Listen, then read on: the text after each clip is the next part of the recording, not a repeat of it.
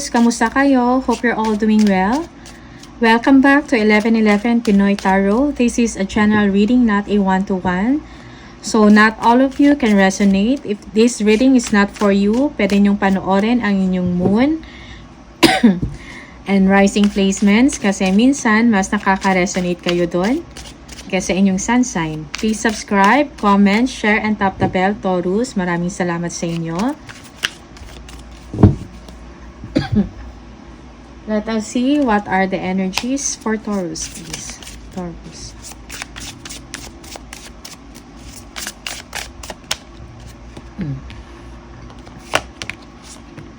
Okay. We have the bright ideas. Have an innovative new inspiration. Test new ideas and break out fast. Take action on your ideas.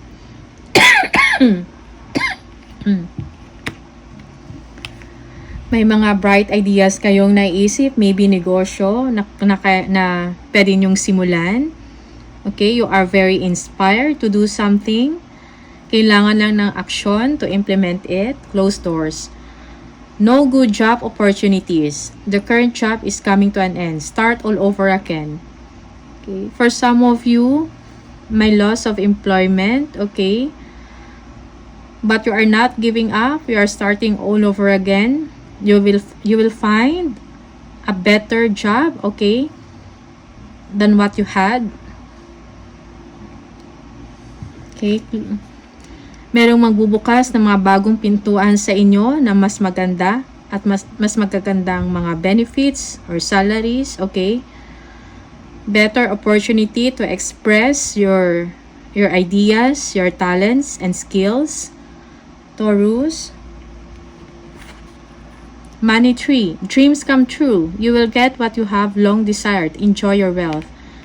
Okay? So your dreams will come true.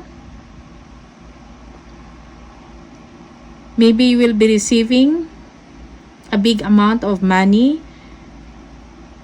Maybe a desired company will call you. Okay? Will give you an opportunity for interview. And this is the start of your wealth, Taurus. Good things will come to you. Great things come to those who wait, Taurus. Okay, so huwag kayong mawala ng pag-asa. Mas may mapupuntahan kayo na magandang trabaho or magandang opportunities. Okay? Yung iba sa inyo magsosolo, okay? Magkakaroon ng sariling negosyo. Aalis na sa pagiging empleyado, okay? And will start his or own business. And that's where the money will come from. Let us see kung ano yung messages for you from the tarot for Taurus people.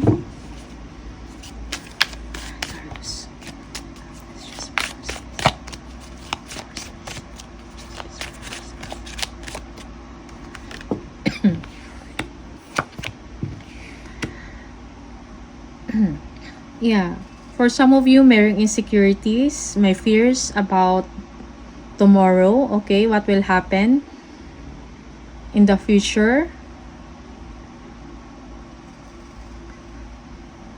Nagpapahinga kayo ngayon, okay, you're taking a vacation or a rest and you're thinking about the future.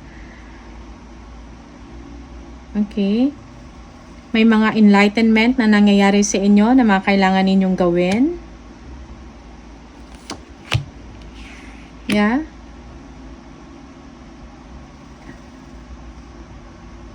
May mga naisip kayo na magandang gawin about sa trabaho, about your business, okay?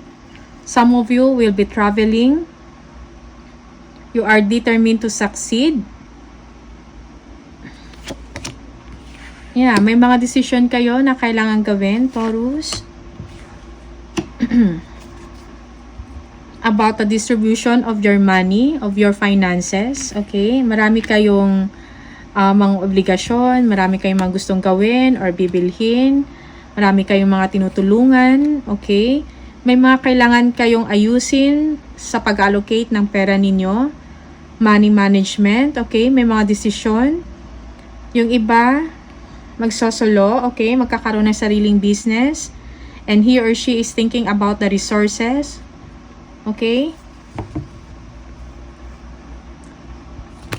You're doing all the planning. Taurus. Okay. May mga naisip kayo, new income streams, okay? Pagkakitaan, new business, partnership, okay? Na may potential na mag-grow financially. For some of you, may matatanggap na balita about a company. Will be joining a new company, okay? Matatanggap kayo. You will feel joy. You feel victorious, Taurus, with this opportunity, okay? New career, new job.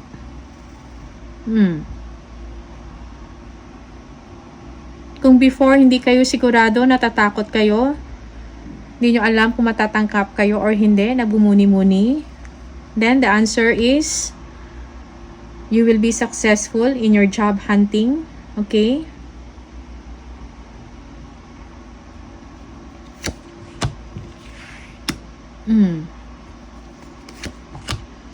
Ingat sa pag-overthink ng hindi maganda. Some of you are thinking obsessively about material things, okay? About money. Balansehin ninyo yung mga sarili ninyo, yung emosyon ninyo, yung isip ninyo. Taurus.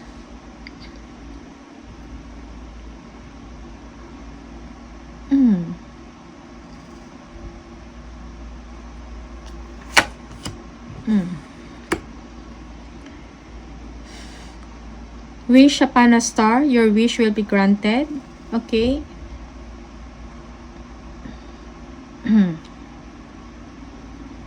You have a guiding star that will lead you to a better place. For some of you, you are thinking obsessively about sa work nyo, sa status ng work nyo. Okay? Merong paghilom na mangyayari. Stop overthinking. Taurus. Yeah.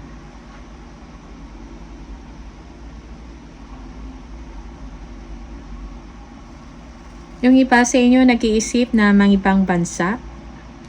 You have marami kayong plans, okay? Creative plans.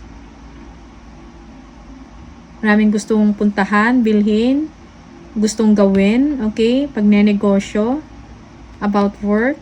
But then for now, it seems na tinitingnan nyo pa lang, pinapakiramdaman ang situation. Okay? You are still on the planning stage.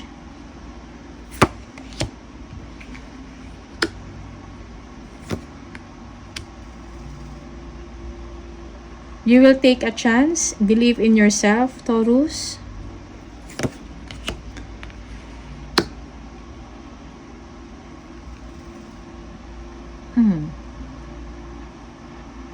You have to believe in yourself, okay? Keep fighting. Keep the faith na malalagpasan mo yung mga challenges, ma-overcome mo along the way.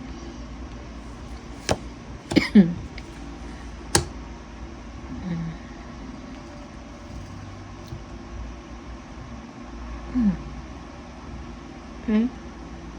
You are moving towards your goals. Kung nahirapan na kayo ngayon sa sitwasyon ninyo, you will have the courage to move forward, to leave a bad decision or a bad situation, sorry. You will decide for yourself. You will go for what you want, kung anong mas interesting para sa inyo, kung anong sa tingin nyo mas nakakabuti. You will move forward. Taurus. You will follow your dreams. Kung ano yung gusto ninyong umpisahan. Okay? A business, travel. You will take your chance. You will take that leap of faith that everything will be okay. Medyo mahirapan ka. But then you will be able to overcome it. Kailangan yung isipin na ma-overcome nyo yun for you to move forward. Okay? Wag mawala ng pag-asa, magtiwala sa sarili.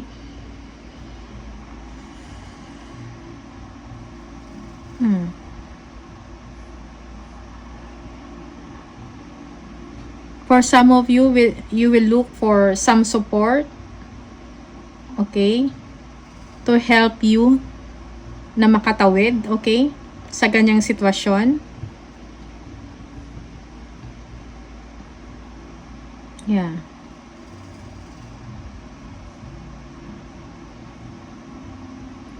So, Taurus,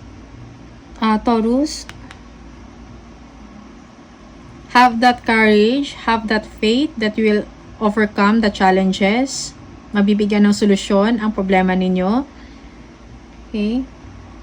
Continue lang to chase your dreams and ambition, and action is needed. Okay? After some planning.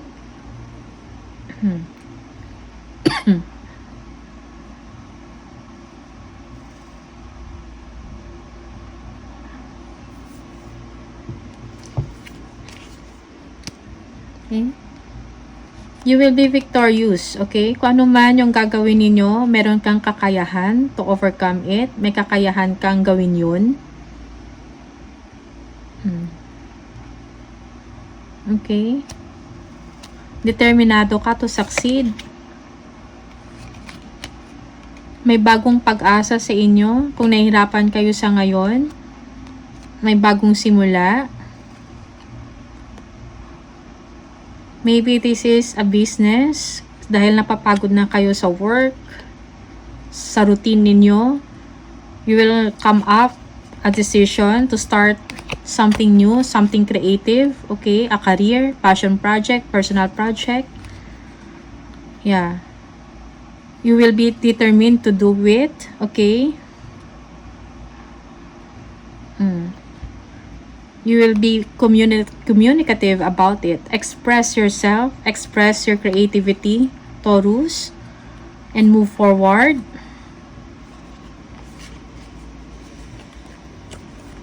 Ngayon, alam nyo na kung anong gusto ninyo.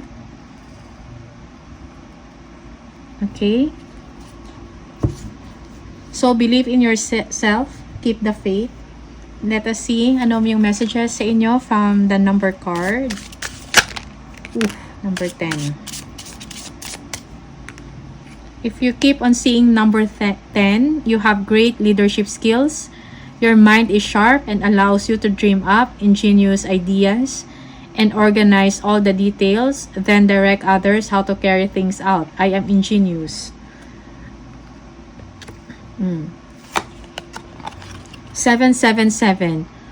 Your purpose flows from within you, and everything that is unfolding or being revealed to you is part of your purpose. A state of peace and calmness in your soul. I am in the flow. Okay? If you're seeing number 777, a repetitive number. Another message is, if you're seeing number 2, you keep on seeing number 2. You have great talent for finding solutions. Your intuitive and unbiased nature allow you to see all sides of any situation and advise others towards the most fair and beneficial outcome. I am diplomatic. Okay? So this is the message for you, Taurus. Thank you so much for watching. See you on the next video. Bye!